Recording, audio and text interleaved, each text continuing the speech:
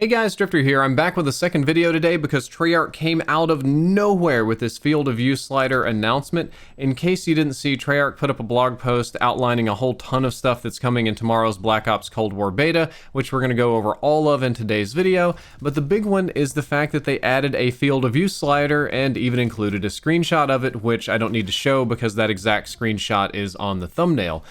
And this is for console. PS4, Xbox, PS5, Xbox Series X, they're all going to have a field of view slider, which is amazing. And looking at it, it seems like your base field of view is probably going to be 80, which is standard for a lot of console games, or actually a lot of games in general. But it does appear that you could probably crank it up to over 120 degrees field of view on console, which is just something that you almost never see. This is almost a first. There have been a few other console games that allowed for field of view sliders. They were primarily single player games, or I think if I want to say the original Doom allowed that on PS4 if you had the PS4 Pro and you put it in ultra mode or whatever like that. But very few games have FoV sliders on console, and even less of those games are multiplayer, so this is in the first batch, and I think this is a good thing. I think it makes crossplay a lot more fair. It means that you can adjust your field of view to be the same as PC players or higher if you like that kind of crazy cracked out like Quake distortions on the side. I kind of don't. I usually leave mine at about 100. And I think that this also really highlights the power of the new consoles. We both know that the PS5 and Xbox Series X are going to be big, beefy machines. We all know that they're going to be running high resolutions and high frame rates. Well, not only are they going to be doing that, but they have enough horsepower left over to allow you to adjust your field of view, which is one of the reason that old consoles didn't really have this feature, is because adjusting wider field of view means you're like rendering a little bit more and it works the processor and GPU a little bit harder. So devs were afraid that if they enabled that option that it could kind of crash the game, but it seems like we have plenty of power now. So for those of you on new consoles, you could be playing 120 FPS Black Ops Cold War in 1440p with 120 field of view, which is basically like a high-end PC rig. And I think that's really good. I am all on board with this change, and I think it is great for gaming in general. But that's not the only big announcement. Treyarch came out swinging today to announce a ping system in Black Ops Cold War, a lot like it is in Warzone, but in multiplayer too. So in multiplayer, you can ping various things on the map with left D-pad on consoles or the Z button on keyboard. Now, PC, you can rebind consoles. They did make some more ping-oriented configurations where you can ping with the bumpers. It says you can ping objectives, loot, locations, and enemies, and even double tap ping to indicate danger. So basically exactly what we have in Warzone and or Apex Legends, but it's in multiplayer. And I think that having this feature makes sense in the era of Discord and increasingly less use of game chats. Like, console headsets have become increasingly complicated, and people have increasingly decided to disconnect from the VoIP services on their consoles and instead use Discord or turn it all off.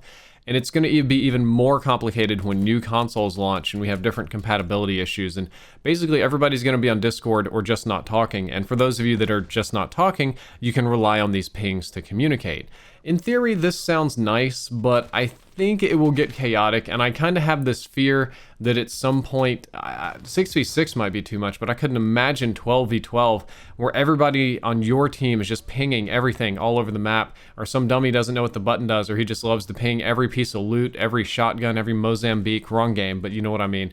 And it's just ping, ping, ping, ping, ping, ping, ping until your brain blows up. That's something I'm a little bit afraid of, but I still think that this is a good idea in theory, and I think that they're on the right path because maybe we'll be able to disable pings with the new HUD customization options. That was their next big announcement today. You can customize your HUD or heads-up display in Black Ops Cold War, and Treyarch seems to have decided to give us nearly full control over the HUD icons and what we can see. I didn't see an option to move them around or change their opacity and stuff, but you can seem like you can toggle them on and off. You had toggle options for your crosshairs, a couple of different ones for hit markers, ally health, enemy health, player names, the compass at the top, and there's a little bit more under advanced that looks like it was cut off, which may be more things to toggle. It might be a different set of settings that might be absolutely nothing. We don't really know at this point.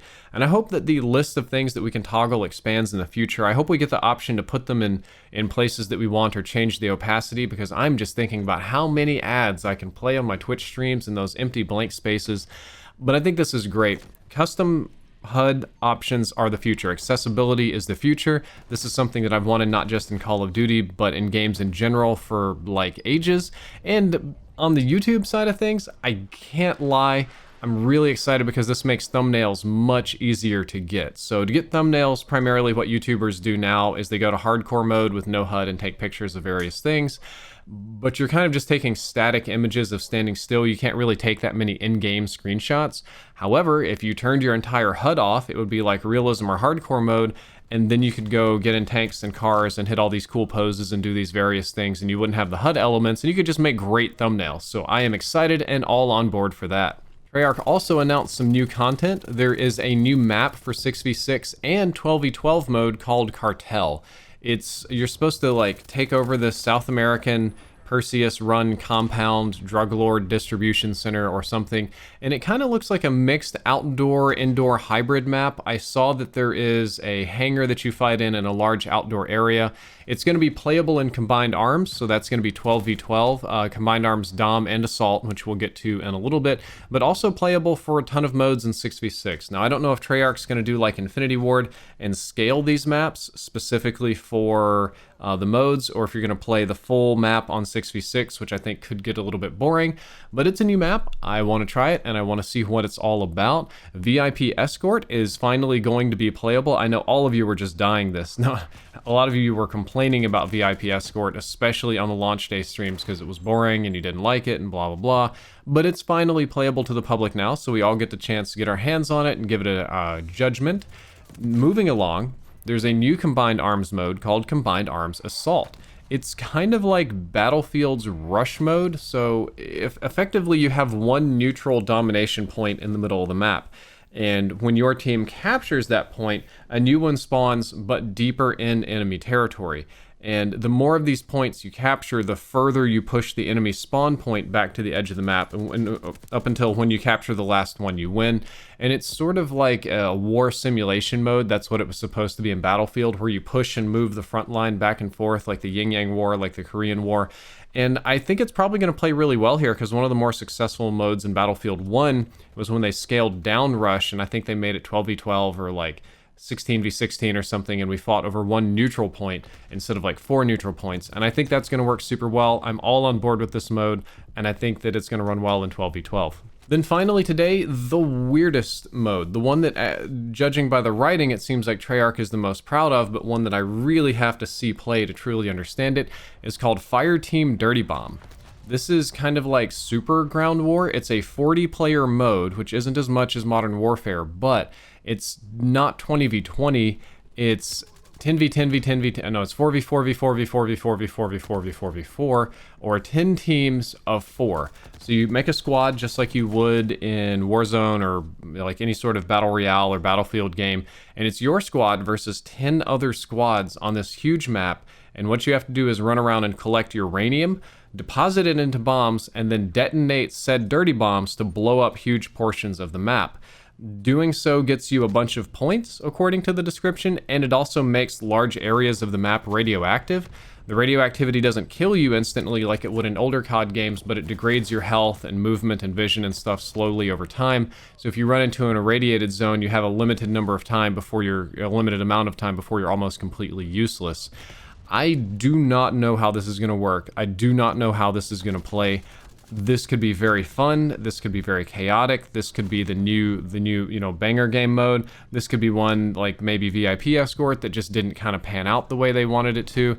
I don't know, but 10 teams of 4 sounds a little bit crazy. It almost sounds like Battle Royale, but with objectives, and I kind of want to see how this is going to play, and I think it's going to be very fun. Guys, that is all for today's video. I hope that you enjoyed it. I hope that you learned something useful, and I hope to see you on tomorrow's Black Ops Cold War beta. I almost said alpha, but it's going to be beta, because I'm going to try to get up and time it for beta launch. It says beta launch is noon, my time in Texas.